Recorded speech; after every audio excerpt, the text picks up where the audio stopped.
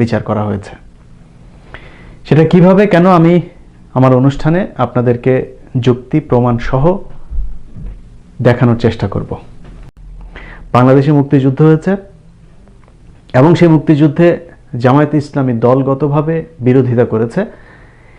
এর পক্ষে কথা বলার মতো কোনো সুযোগ নেই, কারণ ওই সময় সংগ্রাম পত্রিকা থেকে বিভিন্ন ধরনের স্টেটমেন্ট যেগুলো ওই সময় গোলাম আজম সহ অন্যান্য নেতারা দিয়েছেন, সেখানে বোঝা যায় যে তিনারা স্বাধীনতার বিরোধিতা করেছেন।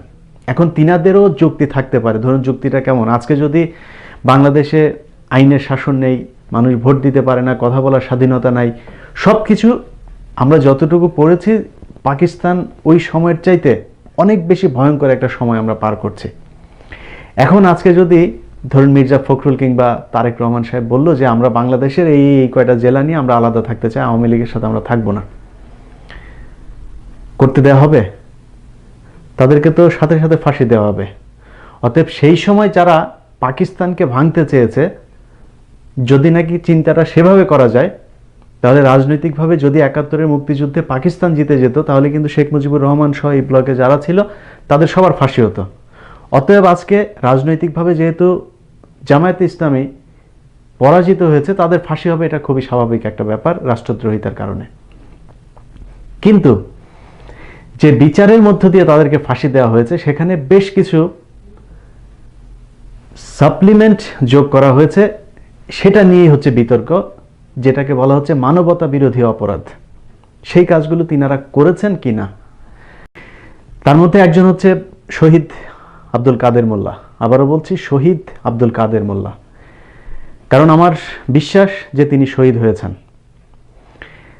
আপনি শুধুমাত্র কমন সেন্স দিয়ে একটু চিন্তা করেন, একজন মানুষ যার বাড়ি হচ্ছে ফরিদপুরের মতো প্রত্যন্ত একটি জায়গায়, তিনি তখন মাত্র ইন্টারমিডিয়েট অনার্স পড়ুয়া একজন ছাত্র, তিনি ঢাকাতে আসলেন, এসে মিরপুরের মতো তখন ঢাকার মূল একটি কেন্দ্র, সেই কেন্দ্রের পুরো নিয়ন্ত্রণ নিলেন এবং কসাই কাদের নাম তিনার নামের সাথে অন্তর্ভুক্তি হলো।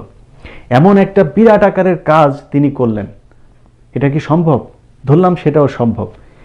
এত বড় একটা কাজ করলে তিনার মোটামুটি ছিটে ফোটা তো তার এলাকায় থাকার কথা। তার এলাকায় একজন মানুষ যদি বলে, আপনি যিনি আওয়ামী লীগ করেন কিংবা জামাত বিরোধী মানুষ, আপনি যান গিয়ে ফরিদপুরের একজন মানুষের কাছে, আপনার আওয়ামী লীগের ওখানে নিরপেক্ষ কিংবা জামাত বিএনপির লোকজনের কাছে জিজ্ঞেস করার দরকার নাই, আওয়ামী লীগের লোকজনের কাছে গিয়ে জিজ্ঞেস করবেন আব্দুল কাদের মোল্লা কেমন। আমি কেন বলছি কথাগুলো, কারণ হচ্ছে সম্ভবত ২০১২ সালে আমি এই বিষয়টা নিয়ে একটি নিউজ করেছিলাম। সেখানে মিরপুরের যে জায়গাটার কথা বলা হচ্ছে, যে যেখানে গণহত্যা হয়েছে, তারপরে হচ্ছে যেখানে মানুষজনকে নিয়ে এসে রাখা হতো, সেরকম একটা জায়গা আছে এবং সেখানে কসাই কাদের নামে একজন মানুষও ছিল। একজন মানুষও বলতে পারে নাই যে এই কাদের মোল্লা আর হচ্ছে সেই কসাই কাদের এক ব্যক্তি। সেটা নিয়ে ২১শে টেলিভিশনে নিউজ গিয়েছিল, সেই নিউজ যাওয়ার কারণেও সেটা নিয়ে নানান ধরনের দেন দরবার হয়েছে, কিন্তু নিউজটা শেষ পর্যন্ত প্রচারিত করেছিলাম, যে কারণে আমি জানি সেই বিষয়টা নিয়ে কিছু ভেতরের খবর। আপনাদের যদি ইচ্ছা হয় আপনারাও মিরপুরে যান, আপনারা তার গ্রামের বাড়িতে যান, গিয়ে জেনে আসুন যে আসলেই এই ব্যক্তি সেই কসাই কাদের কিনা। আপনি যদি সত্য কথা শুনতে চান, তাহলে আপনার নিজের মেন্টাল স্যাটিসফ্যাকশনের জন্য এই তথ্যগুলো উদ্ধার করা প্রয়োজন। চলুন আমরা শুনি তিনার এলাকার মানুষের বক্তব্যগুলো। যে পল্লব হত্যার মামলা ওনাকে আসামি করছে, সে পল্লবের আপন ভাবি বললো যে আমরা সাক্ষী দিল যে আমরা কাদের মোল্লার নাম মামলা হওয়ার পরে শুনছি, অথচ তারই স্বাস্থ্য ভাই সাজানো নাটক করলো যে কাদের মোল্লা মারছে। কাদের মোল্লা যে মাইরে থাকে ৭৫ সাল পর্যন্ত বঙ্গবন্ধু ছিল ক্ষমতায়, তখন তো তার বিরুদ্ধে একটা জিটিএনটি হয় নাই, তার বিরুদ্ধে কোথাও একটা মামলা হয় নাই। এতদিন পরে ৪০ বছর পরে এই লোকগুলো কি করে কাদের মোল্লাকে চিনল? শুধু অপরাধ জামাত ইসলামী করে। অনেক ভালো লাগছিল। এই ব্রিজ, কালবোর্ড, আপনার মনে করেন যে এই কারেন্ট, বিদ্যুৎ, মনে করেন কাদের মোল্লার অবদানে, মনে করেন ওই দুবডাঙ্গি পর্যন্ত সমীর মেম্বারের বাড়ি পর্যন্ত হয়েছে, ওই এলাকা পর্যন্ত।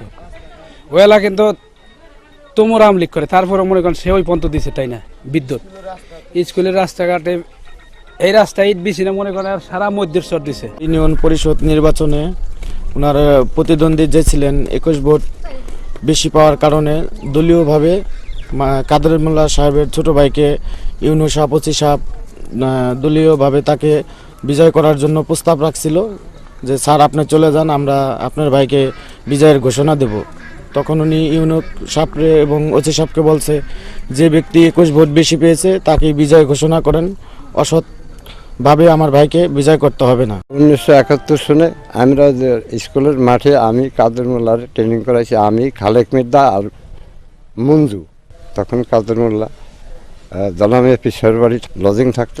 কোনো দেখিনি কিছু, ওটা ব্যাং মারছে, মানুষ মারা দূর কথা, ব্যাং মারতে দেখিনি। কাদের মোল্লার কোনের কথা কইবে গেলে আবার এখন আর এসে ধরতে মানে না। তার মতো সরল লোক আর ভালো লোক খুব এই পৃথিবীতে কমই আছে। তাই এই জালিম সরকার একদিন এর ফল আল্লাহ তারে দিবই, এর মধ্যে কোনো সন্দেহ নাই। কাদের মোল্লা কারো ক্ষতি করেনি আজ পর্যন্ত। আমার জীবনে আমার বয়স 45-এর উপর গেছে, আর বাপেও কোনোদিন দেয়নি যে কাদের মোল্লা কোনোদিন ক্ষতির কাজ করছে। লাস্ট যেদিন দেখা করতে গেলাম সেদিন রোজা ছিলেন, দেখি একটা টুলের উপরে বসে সেই গ্রিন টি খাচ্ছেন এক মগ, খুব নির্লিপ্ত ভাবে, খুব ধীর স্থির শান্ত চিত্তে চাটা খাচ্ছেন। উনি জানতেন যে ওই দিন ওনার রায় কার্যকর হতে পারে, এরপরও ওনাকে ওই রকম প্রশান্ত চিত্তে চা খাওয়া দেখে আমি একটু অবাক হয়ে গেছিলাম। তো এটা আমার এখন ওই যে টুলের উপরে বসেছিল এটা আমার চোখে চোখে ভাসে। তাছাড়া ওনাকে সবসময় একদম দৃঢ়চিত্তই দেখেছি, কখনো ভেঙে পড়তে দেখি নাই। তিনার একজন সাক্ষী ছিল যাদের বাসায় 71-এ এই শহীদ আব্দুল কাদের মোল্লা ছিলেন, সেখানে লজিং থাকতেন। সেই বাসার একজন মানুষ, তিনি এখনো জীবিত আছেন এবং তিনি শহীদ আব্দুল কাদের মোল্লার পক্ষে আদালতে সাক্ষী দিতে চেয়েছিলেন।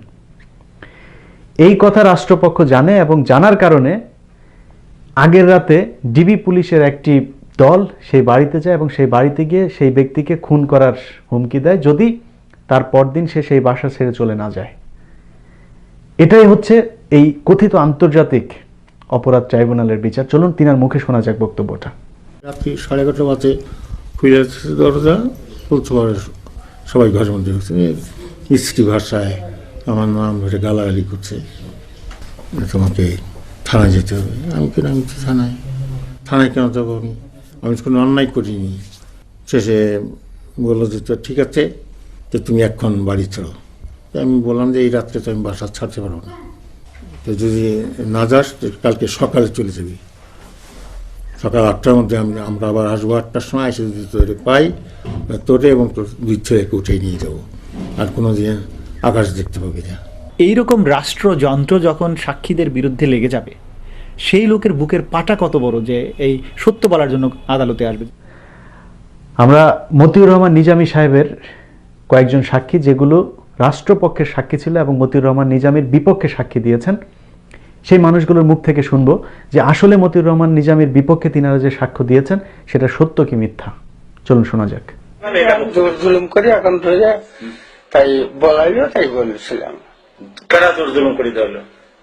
বলেছিল যে মানে যে সংবাদদাতা হলো, আবার আওয়ামী লীগের লোক মানে যে করলো যে তুমি তাকে বলো এই কথার জন্য বলেছিলাম। তখন যে আমাকে মানে যে খুব ভয় দেখাইলো। তখন আমি নামাজ পড়ি, জহরের নামাজ পড়ি, আমার নামাজের থেকে 8 টিকাত নামাজ পড়েছি, আর 4 টিকাত পড়ি হয়নি, আমাকে জোর করে ধরে টানিয়ে নিয়ে যায়। সেই কথা বলাইলো। কোন কথা? একটা এইগুলো বললো যে সবাই দুটো হরিণ ধরে নিয়ে এসে খাওয়াইলো, আবার 2টো মেয়েকে ধরে লিয়া আর্মির হাতে ধরে দিলে, এগুলো কবাইলো। তাই বললো খাওয়াইলো। কে কে ধরে নিয়ে আসছিল? এই রাজা কাকা ধরে নিয়ে আসলো, কিন্তু নিজামী বলে সাথে ছিল, এগুলো কবাইলো। সে ছিল নাকি? না, আমি তার দেখেই নেই, আমার সাথে দেখাই হয় নাই। সেই মানুষগুলোর যা হয়েছে সেটা আর তাদের পরিবারকে ফেরত দেওয়ার কোনো সুযোগ নেই।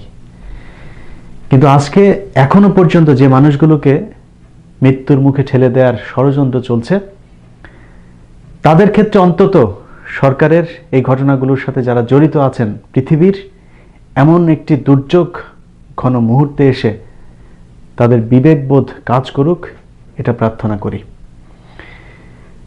দেলোয়ার হোসেন সাঈদী, তিনার আমৃত্যু কারাদণ্ড দেওয়া হয়েছে। অর্থাৎ তিনি যে এই জামায়াত ইসলামের সাথে সেই সময় কোনো ধরনের সংশ্লিষ্টতা ছিল না, এটা কিন্তু সবাই জানেন, যে কারণে তারা কোনো কিছুই খুঁজে পান নাই। শেষ পর্যন্ত আপনারা দেখেছেন সুখরঞ্জন বালি, তিনাকে নিয়ে আসা হয়েছিল। সেই সুখরঞ্জন বালিও তিনাদের কথায় যখন বুঝতে পারলো যে তথ্য দেবে না বা সাক্ষ্য দেবে না, তখন তাকে আদালতের প্রাঙ্গণ থেকে কিডন্যাপ করা হলো। এবং সেই কিডন্যাপ করার আগে সুখরঞ্জন বালির একটি বক্তব্য ছিল, সেই বক্তব্যটা আমরা একটু শুনে আসবো, চলো। আমারে নিয়ে রাজলক্ষ্মী পাড়ার রাজলক্ষ্মীর স্কুলে দোতলায় বসিয়া আমাকে সাক্ষী নেওয়া শুরু করছে।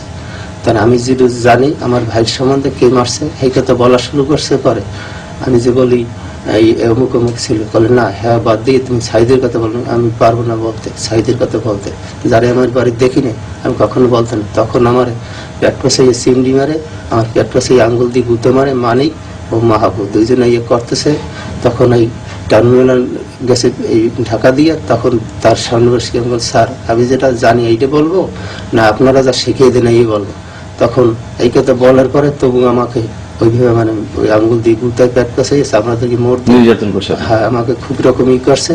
তখন আমি তার কাছে বলি, সে ওই ট্রেনিমেলের কাছে, তখন ট্রেনিমেল সাহেব বলে কি, মাহবুব সাহেব আপনি যে সাক্ষী দেন এর সাক্ষী আপনার সর্বনাশ হয়ে যাইতেছে। আমার আর একদিন বলতেছে কি, তোমারে একটি বাড়ি একটি খামার দেবো আর 1.5 লাখ টাকা দেবো, তুমি সাঈদী সাহেবের নামের কথা বললাম। আমি বলি না, আমার মরা ভাইকে আমি ব্যস্ত, আমি শিখেন নাই, আমার এখন তার কিছু দরকার নেই, আমি আর খাবো না মিথ্যা দরকার নাম, যারে না দেখছি আমি থেকে নামের কথা বলতে পারবো না। সুখরঞ্জন বালির আদালত থেকে গায়েব হয়ে যাওয়ার এই ঘটনাটি আমরা বাংলাদেশের গণমাধ্যমে তো শুনেছি, দু একটাতে আন্তর্জাতিক গণমাধ্যমে উঠে এসেছিল এবং তিনি ব্রিটিশ একজন সাংবাদিক, তিনি এই বিষয়টা সম্পর্কে একটি বক্তব্য দিয়েছে, সেটাও একটা আন্তর্জাতিক গণমাধ্যমের কাছে। সেই বক্তব্যটা আমরা শুনবো, শুনলেই বোঝা যাবে যে সুখরঞ্জন বালিকে আসলে কারা কিডন্যাপ করেছে এবং এই বিচার কার্যের সাথে কারা আসলে জড়িত আছে, কারা জামাত ইসলামের নেতাদেরকে খুন করার জন্য ষড়যন্ত্র করছে, সেটা বের হয়ে আসবে। চলুন সেই সাংবাদিকের গল্পটা শোনা যাক। These pictures show the moment when Shukranjan Bali, seen here in the back of the vehicle, was kidnapped in front of the courthouse where he was to testify before the Bangladesh International War Crimes Tribunal. 7 months after the abduction, a British journalist in Bangladesh says he has evidence proving that Bali was kidnapped by Bangladeshi security forces and is currently being held in an Indian prison. He was taken by police officers to the border of India and he was dumped in the Indian border and picked up by the border security forces of India. সবশেষে আপনাদের সামনে দুজন বিচারকের বক্তব্য শোনাবো, যারা দুজন স্কাইপে কথা বলেছিলেন। সেই বক্তব্যটা অনেক আগে আপনারা নিশ্চয়ই শুনেছেন বেশিরভাগ মানুষই, তারপরে আমি সেটা চুম্বকাংশ আপনাদেরকে শোনাচ্ছি। এনারা দুইজনই এই কথিত আন্তর্জাতিক অপরাধ ট্রাইব্যুনালের সাথে জড়িত ছিলেন এবং তিনাদেরকে শেখ হাসিনা সরাসরি নির্দেশ করতেন, আইনমন্ত্রী সরাসরি নির্দেশ করতেন যে বিচারের রায় এই মুহূর্তে দেওয়া দরকার, এর একে একে ঝুলিয়ে দেওয়া দরকার, এর এই রায় হবে, এগুলো সব করতেন এবং সেটা স্কাইপে তারা কথা বলেছিলেন। সেই বক্তব্যটা গোয়েন্দা সংস্থার কেউ একজন রেকর্ড করে তারপরে ছেড়ে দিয়েছিলেন, সেটার একটু অংশ শুনে আসা যাক, চলুন। একটা দেন, সিনেবাবু কইছে ডিসেম্বরের মধ্যে 3টে দেন, এইটা গোলাম আজম সাহেব আর এটা থাকা, এই 3টে দিয়ে ফেলা ডিসেম্বরের মধ্যে, তারপর আমরা নিয়ে এসি আপনারা, এবার ওখানে আপনার লাগবে না, এইসব কথা আর কি। আমাকে যা করেন করো প্রমোশন দিয়ে দেওয়া লাগে, আমার কথা প্রমোশন। যারা ভিডিওটি দেখছেন, আপনাদের সবার কাছে এই মুহূর্তে এসে আমার একটি প্রশ্ন, এই ঘটনাগুলো দেখার পরেও আপনাদের কি মনে হয় কথিত মানবতা বিরোধী অপরাধের যে ট্রাইব্যুনাল, সেই ট্রাইব্যুনালের বিচার কার্য সুষ্ঠুভাবে পরিচালিত হয়েছিল? উত্তরটা যদি না হয় তাহলে কেন চুপ আছি, কেন চুপ ছিলাম, কেন আমরা চুপ থাকব? এর কারণ একটাই, আমরা মনে করেছি যে জামায়াত ইসলাম যদি অবিচার এর সম্মুখীন হয়, তাদের উপরে যদি কোনো অনাচার হয়, অত্যাচার হয়, সেটার কোনো ঝাঁজ আমাদের উপরে আসবে না, কিন্তু তা হয় নাই। সে বিচারের সময় বিএনপি চুপ ছিল, জামায়াত ইসলামকে পঙ্গু করে তারপরে বিএনপিকে ধরেছে, বিএনপির চেয়ারপারসন বেগম খালেদা জিয়া বিনা কারণে 2 বছর জেল খেটেছে। কওমি অঙ্গনের আলেমরা তখন চুপ ছিলেন।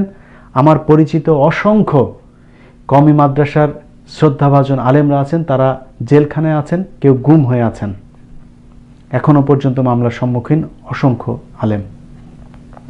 অতএব আমাদের এই দেশে যারা আমরা ব্যক্তিগতভাবে মনে করছি যে এটা শুধুই মাত্র রাজনৈতিক দলের উপর দিয়ে যাচ্ছে, আমার তো কোনো সমস্যা নেই, প্রতিটা মানুষকেই এটার জন্য পে করতে হচ্ছে। আপনারা দেখেছেন 4 সন্তানের জননী যিনি ভোট দিতে গিয়েছেন, রাতের বেলায় তিনি ধর্ষিত হয়েছেন, সে বিচার হয়নি কারণ প্রতিপক্ষ আওয়ামী লীগ। আজকে ঘরে ঘরে ধর্ষণের শিকার হচ্ছে।